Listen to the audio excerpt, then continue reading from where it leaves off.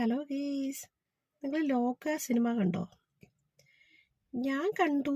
പക്ഷെ എനിക്ക് എന്താ പറയുക, നമ്മളെപ്പോഴും ഒരു കാണുന്നതിന് കുറച്ച് ഡിഫറെൻ്റ് ആയിട്ട് തോന്നി. പക്ഷെ എന്നാലും ഈ പറയത്തക്ക രീതി കൂടെ ഒരു വലിയൊരു സംഭവമായിട്ടൊന്നും എനിക്ക് തോന്നിയിട്ടില്ല. പിന്നെ കൂടുതലും എന്താ പറയുക, ഒരു ആണിനെക്കാട്ടിലും ഒരു പെണ്ണ് ഫൈറ്റൊക്കെ ചെയ്യുമ്പോൾ അതിൻ്റേതായിട്ടുള്ളൊരു എഫക്റ്റ് അതാണെന്ന് തോന്നുന്നുണ്ട്. അല്ലാതെ എനിക്ക് ഒരുപാട് പറയത്തക്ക രീതിയിൽ കൂടെ ഉള്ള ഒരു സംഭവമായിട്ടൊന്നും എനിക്ക് അതിൻ്റെ അകത്ത് തോന്നിയിട്ടില്ല.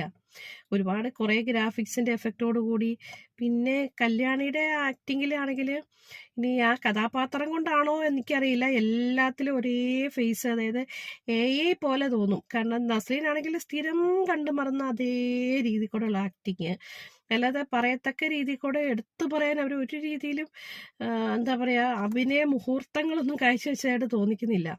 ഒരു എന്താ പറയുക, കുറേ സ്റ്റണ്ട് നടത്തുന്ന അങ്ങനത്തെ രീതി കൂടെയുള്ള ഒരു കുറച്ച് സീൻസുകൾ, അതല്ലാതെ ഒന്നും എനിക്ക് അതല്ലാതെ ഇത്രമാത്രം ഹൈപ്പ് കൊടുക്കാൻ പാകത്തിൽ എന്തെങ്കിലും അതിനകത്തുണ്ടോ എന്ന് എനിക്ക് തോന്നിയിട്ടില്ല. പിന്നെ കുറേ സൂപ്പർ സ്റ്റാറുകളിലെ എന്താ പറയുക, കുറച്ച് വോയിസും അവരുടെ പ്രസൻസും ഒക്കെ കാണിച്ച് എന്താ പറയുക, കൂടുതലും ഫാൻസിൻ്റെ ആ ഒരു എഫക്റ്റ്, അവരുടെ ഫാൻസിൻ്റെ ആ ഒരു കൂടുതൽ തള്ളിമറിച്ചിൽ കൊണ്ടാണോ ഇത്ര ഹൈപ്പ് കിട്ടിയത് എനിക്ക് തോന്നുന്നു.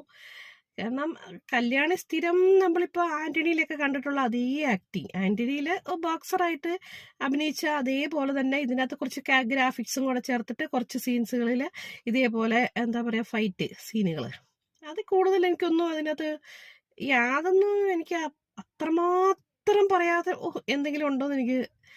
ബാഹുബലിനെയൊക്കെ വെച്ച് നോക്കുമ്പോൾ ബാഹുബലിനെയൊക്കെ ഇതുമായിട്ട് എങ്ങനെയാണ് കമ്പയർ ചെയ്യുന്നത്? കാരണം ഇതൊക്കെ ഫാൻസ് ഉണ്ടാക്കുന്നതാകാനാണ് എനിക്ക് തോന്നിക്കുന്നത്. പിന്നെ നമുക്ക് കാണാം, നമ്മുടെ പൈസ കൊടുത്ത് നമുക്ക് പൈസയൊക്കെ ഉള്ളതിനെക്കാട്ടിലും കൂടുതൽ നമുക്ക് അതിനകത്ത് കാണാം, അത്ര മാത്രമേ ഉള്ളൂ. നിങ്ങളുടെ അഭിപ്രായം എന്താണ്?